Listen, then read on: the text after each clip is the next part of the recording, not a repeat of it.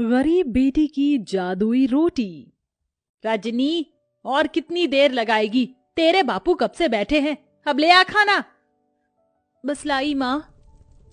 रजनी को खाना लाता देखकर पिता किशन ने मुस्कुराहट से पूछा, अरे आज मेरी बिटिया ने क्या क्या बनाया है? बाबा, मैंने आपके लिए भिंडी की भुजिया बनाई है और सूखे आलू भी। फिर तो आज मैं पेट भर कर रोटी खाऊंगा। 2 तरह की सब्जी बनी देखकर ललिता बड़बड़ा उठती है। अरे लड़की, 2 टाइम की सब्जी एक ही बार में क्यों बना दी तूने?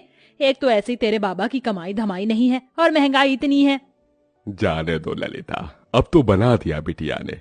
कल को ब्याह कर अपने ससुराल चली जाएगी ना, तो बहुत रोगी तुम।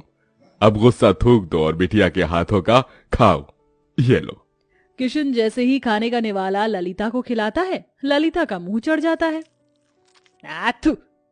अरे बेलुड़ी, आज फिर तूने रोटी जला दी। अरे तेरे दादा परदादा की आटा चक्की नहीं जो मुफ्त का आटा आता है, दाम देख कर खरीदना पड़ता है।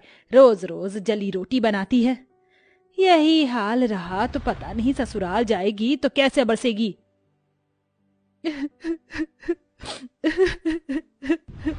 अरे बिटिया, तू रो क्यों रही है? तेरी माँ तेरे भले के लिए ही कह रही है ना। मैं क्या करूं बाबा, मैं इतनी कोशिश करती हूँ गोल रोटी बनाने की, मगर आड़ी टेढ़ी बन जाती है और जैसे जब तवे पर सेकती हूँ तो आग से जल जाती है। देख रजनी, कल तुझे देखने लड़के वाले आ रहे हैं। अच्छा खासा घर द्वार है उनका। मैं नहीं चाहती कि ये रिश्ता हमारे हाथ से जाए, समझी? अगले दिन सरस्वती अपने परिवार के साथ रजनी को देखने आती है। रजनी नजरें झुकाए हाथों में चाय नाश्ता लिए आती है। जी नमस्ते, लीजिए। भाई वाह, ये समोसे और कचौरी तो बड़ी स्वाद भरी है। ललिता जी, किसने बनाया? जी ये समोसे कचौरी सब बिटिया ने बनाया है। अरे वाह, ये तो सोने पर सुहागा हो गया। रूप की धनी तो है ही, खाना बनाने में तो हलवाई जैसा हाथ पाया है। अब तो आप शहनाई बजाने में देर मत कीजिए। मुझे अपने शुभम के लिए आपकी रजनी पसंद है।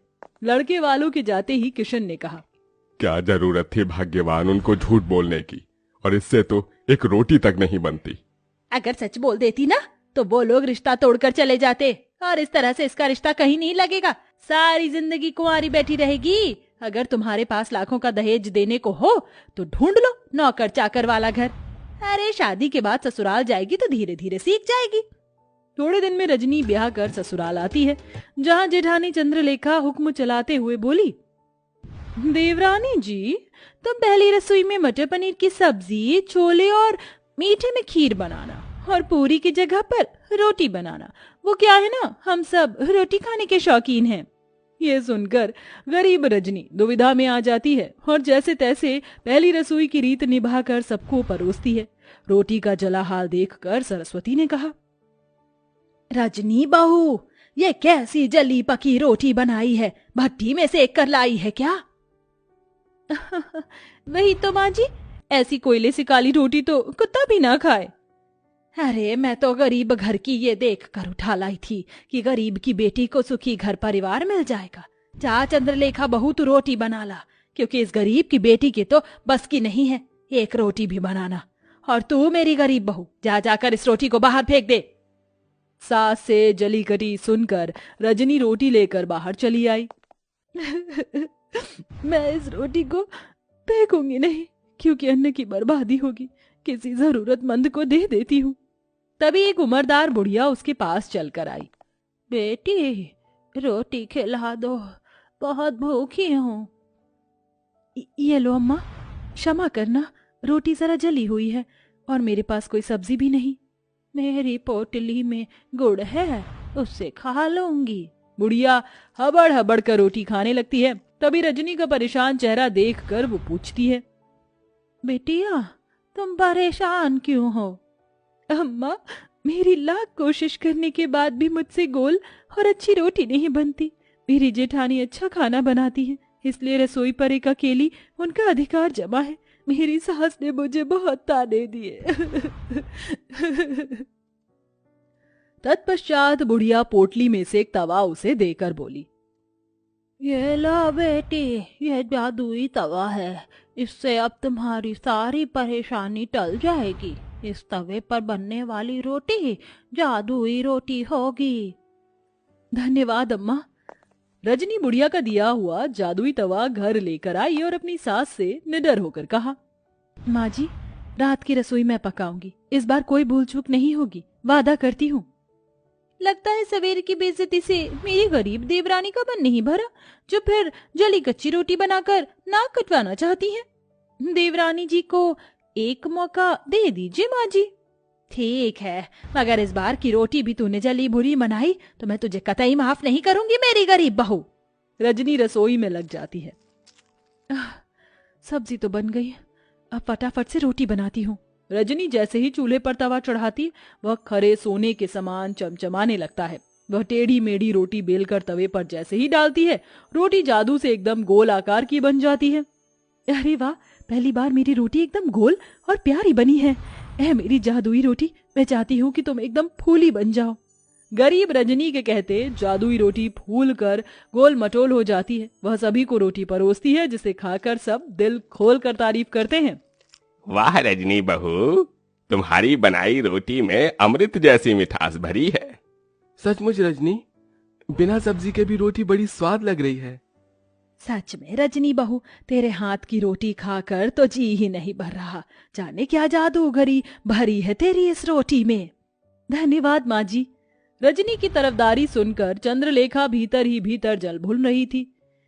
सवेरे तो एकदम गुड़गोबर खाना बनाया था इसने, एकदम से ऐसा क्या चमत्कार हो गया जो मेरी गरीब देवरानी इतनी गोल फूली रोटी बना लाई। यूं ही दिन गुजरने लगे। तवे के सहारे रजनी ससुराल वालों को जादुई रोटी बनाकर खिलाती। सभी उससे खुश रहने लगे। एक दिन उसके माता पिता उससे मिलने आए। जी नमस्ते। समधन जी, समधी जी, आप दोनों आइए ना। रजनी बहू, देख तो कौन आया है। अपने गरीब माता पिता को देखकर रजनी की आंखों में आंसू छलक आए। माँ, बाबा, कैसे हैं आप? हम ठीक है बिटिया, तुझसे मिलने का मन किया तो आ गए। तुझे सुखी देखकर अच्छा लगा, अब चलते हैं। अरे ऐसे कैसे आए हैं, तो अपनी बेटी के हाथों की रोटी खाकर जाइएगा। रजनी रसोई में आकर रोटी बनाने में लग जाती है। आज मौका अच्छा है, जाकर देखती हूँ ये माजरा क्या है। चंद्रलेखा बहू, कहाँ चल दी? जाकर हल्दीराम से मिठाई समोसे ले आओ। जी माँ जी।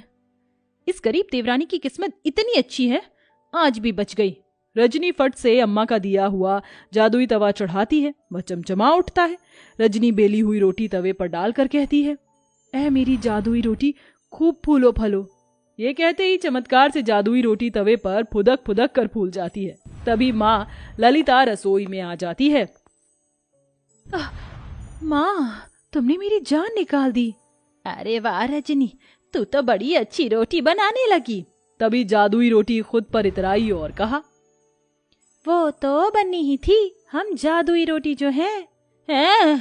ये रोटी बोल रही है? हाँ माँ, क्योंकि ये सब जादुई अनोखी रोटी है।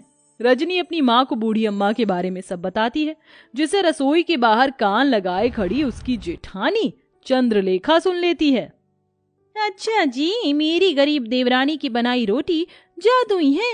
अब तो इसका पर्दाफाश मैं करूंगी। हाँ। चंद्रलेखा एक आदमी को पैसे देती, जो भिखारी का भेष धरे उसके दरवाजे पर आता है। बहन, 2 रोटी खिला दो, भूख लगी है, दया करो। रजनी को उस पर दया आ जाती है। ठीक है भैया, जरा देर ठहरो, मैं रोटी लाती हूँ। रजनी रसोई में आकर रोटी बनाती है। जल्दी जल्दी से रोटी बेलकर तवे पर डालती हूँ। वो बेचारा भिखारी कितना भूखा था। चलो मेरे प्यारे तवे, जल्दी से मुझे जादुई रोटी बनाकर दे दो। इतने में चंद्रलेखा सरस्वती को लेकर रसोई में आ जाती है, जहाँ बेलन खुद ही चल रहा था और जादुई रोटी अपने आप ही बन रही थी। देखा सासू माँ, मेरी ये गरीब देवरानी जादूगरी जानती है। पता नहीं क्या टोना टोटका कर रही है, जो रोटी खुद ही बन रही है। नहीं नहीं माँ जी, जेठानी जी मुझ पर झूठा दोष लगा रही हैं, ये सच नहीं है। अरे मैं जो आंखों देखी देखूंगी उसे ही तो सच मानूंगी ना। रजनी बहू, तू डायन तो नहीं? नहीं माँ जी, अपनी सच्चाई का सबूत देते हुए रजनी जादुई रोटी और तवे के बारे में सब बता देती है, जिससे दूध का दूध पानी का पानी हो जाता है। इसके साथ तवे का जादू भी चला जाता है। चंद्रलेखा बहू, तुमने जलन और बैर में रजनी बहू को गलत दिखाया, और रजनी बहू तो क्या हुआ जो इस तवे का जादू चला गया। अब तुम्हें रोटी बनाना तुम्हारी सास सिखाएगी।